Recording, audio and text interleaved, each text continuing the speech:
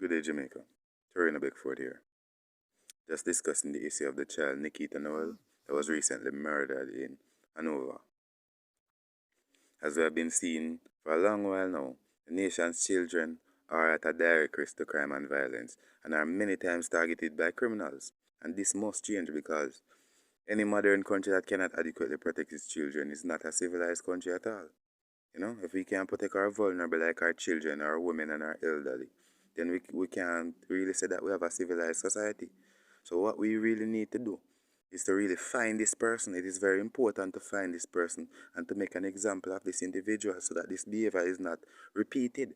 We need to actually have a deterrent by making an example out of this person so that we discourage the repetition of crimes against children of this nature. It has happened with Ananda Dean, and sometimes we wonder if serial killers are operating in Jamaica and that law enforcement may not be aware or experienced in dealing with murders that have similar telltale signs. I'm not saying that the person who killed this child is the one who killed Ananda Dean. I don't think these two murders are connected. But nevertheless, I do feel that many of these persons who are killing these children are not going to stop. They are technically serial killers. They will become repeat offenders. So this is the reality of the situation. We have to learn how to catch these individuals. Many times are not in a criminal organization where you can have somebody inform on them. The crime that was done, I don't think anybody else know about the person who did it. So it's not like you can really put out a cash reward for somebody to inform on them. It's not a group of gangsters who robbed a bank or a credit union. This is an individual who I feel, this is my assessment of the situation. I feel this individual saw the opportunity and this is a crime of convenience. It happened because the opportunity presented itself and the person took the opportunity. So that is the situation I feel. It's not necessarily that they were watching the child all along. It could be that they were. There's no way of eliminating that possibility at this point.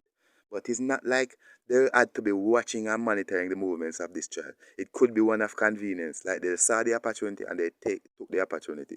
Same thing with persons like Amber Hagerman, child abduction alert system in the United States. That young lady, that little child, was not being monitored or what. She just randomly went out with her brother on a bicycle and she was kidnapped.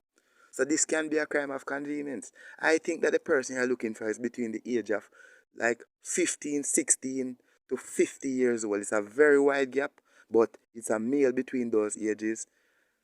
It is a person that might be a somewhat socially isolated, not necessarily fully. It can be somebody uncle or something like that. But it's a character where I think you can pinpoint who it is. I think if the community is forced, if the FBI or expert criminologists in Jamaica can develop a profile of this person, go to the crime scene, look at the environment, look at the person's body to see and judge if it's the first time this person probably is killing. Like they did not, it's the first time they are experimenting with what they are doing, or if it's somebody that has experience. Study the environment and it's determined because I feel that it's somebody from the community. Somebody outside of the community wouldn't have the peace of mind to enter a community, see a little girl, abduct her, have the peace of mind to engage in sexual relation to her, rape her basically in an unknown community, and then kill her and then, you know, relocate himself. So it is likely somebody from the community. And therefore, I heard that they took somebody a suspect into custody. The suspect should be investigated. What we want to see now is if any dirt under the suspect's nails match the dirt around the child, because this is how you can put that person at the crime scene. And I feel that if the community suspect that is him, it might be that person. They might know where they're coming from with their judgment. Might not be a fire of accusation. So investigate this man. Take the uniform of the child and test it, forensically test it for DNA. All of these things should be done routinely. Test the child for any sperm. If the person used condom or not, find out. Do a rape kit and the autopsy.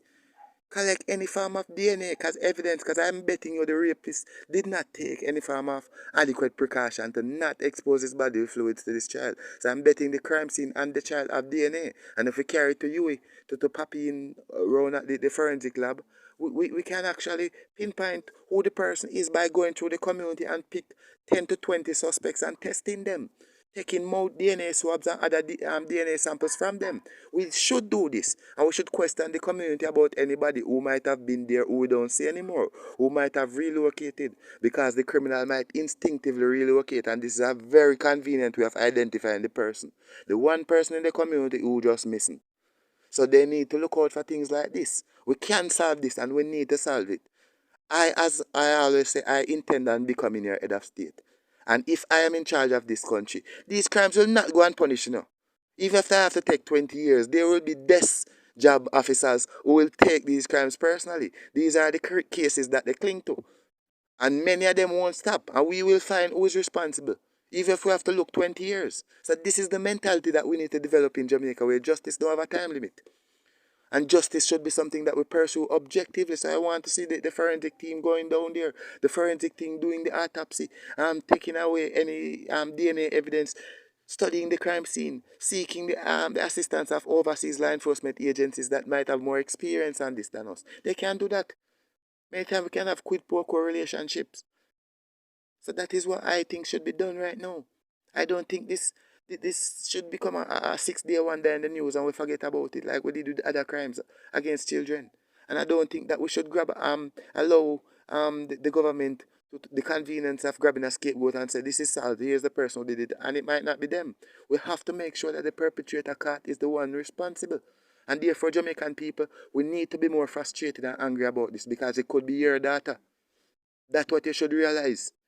It's just circumstances that prevent you from not being the one on news crying right now, and it's somebody else. So you, especially those who have a daughter, you should be extremely upset and worried right now and concerned.